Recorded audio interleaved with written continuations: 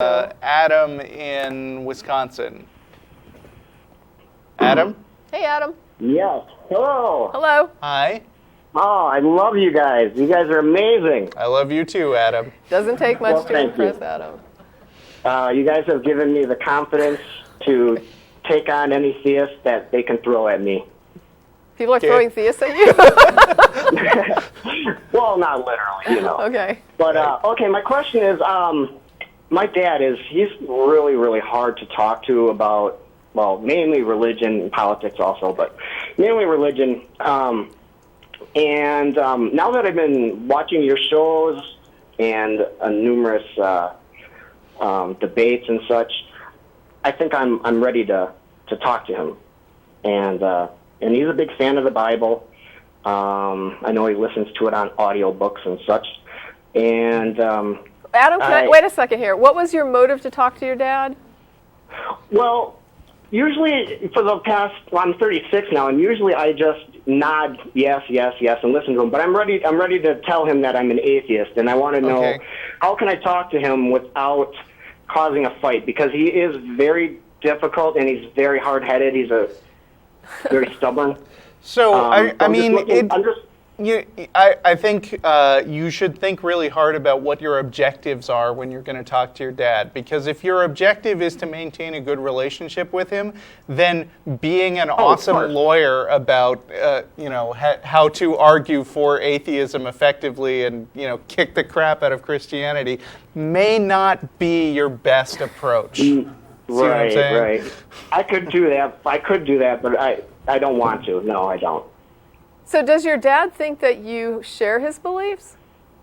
You know what? I don't know. I think it's kind of like don't ask, don't tell type of thing, but my mom knows because they make comments. I have 2 young boys, so they make comments about, do you really know what Christmas is about? To your kids, they say this? Yeah, my parents will say this to my kids. They'll say, do you really know what Christmas is about? And your mother knows that you're an atheist? Yes. Well, yes. I don't think she knows to what degree I am, but I've told her I don't believe in God and Jesus and none of the stuff they raised me to believe. I told them I don't, and I'm raising my kids to think for themselves and make their own choice, And so they'll say, well, what is Christmas about? And my boys, they're the cutest things. They'll say, it's about family and giving and love. And my mom will say, well, yeah, it's about that, but it's mainly Jesus. And my kids will listen and nod, and I'll let her and my dad talk to them about that. But have you told them about the Jesus story preemptively so they don't just hear it from your parents? Yes. Okay. Yeah. Good job. Yeah. All right. Yeah. I try and tell them, a lot of the major Bible stories. Yeah. There's a couple of really entertaining videos online that are cartoony. Okay. And I show them to my kids, and it's like Noah's Ark and stuff, and we just laugh so hard. And so I try and tell them the major things about that. Okay. Right. But so your dad doesn't know you're an atheist, and you're... No, I don't think so. You want to let him know mainly in order to be true to yourself and not have to hide what you think in conversations. But you still... Absolutely. But you still want to keep a decent relationship with your dad. Which, from my past experience with other people with religious family, can be difficult. I think there's no getting around that. I know people who have wound up being kind of alienated from their family, not through their direct choice. Here's the thing, too, though, just to say, there's some people who tell us, like, my parents are really cool and my parents are really open-minded, and then they write us back and say, oh, my gosh, my parents just flipped out. Now, it doesn't always happen like that. Sometimes people think their parents are going to flip out and their parents are cool about it. They're not happy, but they're cool. I think they'd be more really disappointed but cool. I mean, I don't think they'd go as far as to like disown us and be like, don't come back and visit, and none of that. But you're describing your dad as pretty stubborn and pretty into the Bible and pretty. I mean, you're already describing him as the type of parent I would expect to not take it well. and I'm just saying that there's some people that go into it expecting their parents will take it really well, and they don't. And if someone's going into it already with a description of a parent that sounds like they're not going to be too pleased, I guess what I generally tell people is imagine the worst case scenario that you think could realistically occur, and then expect that. Right. Yeah. Okay. Well, that is some good advice.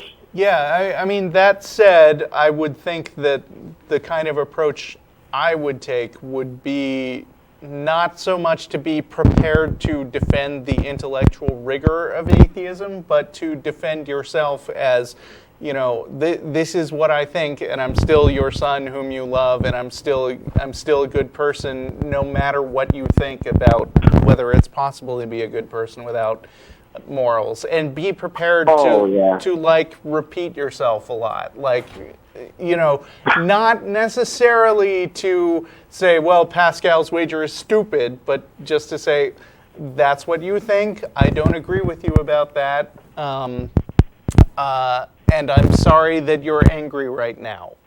And maybe be prepared to also end the conversation when it's getting too heated, and maybe take it up another time. Dealing with relatives. That's good advice right there with them. Yeah, dealing with relatives can be tricky. Yeah. I mean, we're not the best of friends in the first place. I mean, we kind of talk cordially, and the small talk and bullshit, how's work and stuff like that. But I mean, I know he loves me, and I know that this won't majorly. I really doubt it would majorly affect anything. But I like you said, I want to be true to myself, and I find myself not just with my dad, but with people I don't necessarily need to tell I'm an atheist, but I feel like I should, just because I'm a good person, and I want to show people that atheists are good people, that we care, not because the Bible tells us we should, but because we want to. Sure. And, I guess that's really important to me, is just I want everyone to know exactly where I'm coming from, whether they like it or not. And I'm telling my kids the same thing. You need to stand up for what you believe in, and go out there and try and learn all you can. Yeah, from a family situation, you might want to take the tack of making sure that you don't get into an argument about theism and atheism, and just kind of keep it like what Russell was talking about. Just say, look, I didn't bring this up to argue. I just brought it up to let you know, because I don't think you were aware. And make of it what you will. Like Russell said, I'm still your son. We're still family. I don't have a problem. I understand this is what you believe. I just wanted to make sure that you were aware that it's not quite and the I mean, same maybe on my you end. could also promise him that you could have the atheist Christian debate later, once he's had a little time to process it. Because right there in the heat of the moment, believing that your son is now a person who's going to be tortured forever is a lot to process in the first place. So maybe deal with the direct emotional impact first, and then say, I'd really like to have an intellectual discussion, but not for like a few months. And I wouldn't create a situation where it becomes an announcement.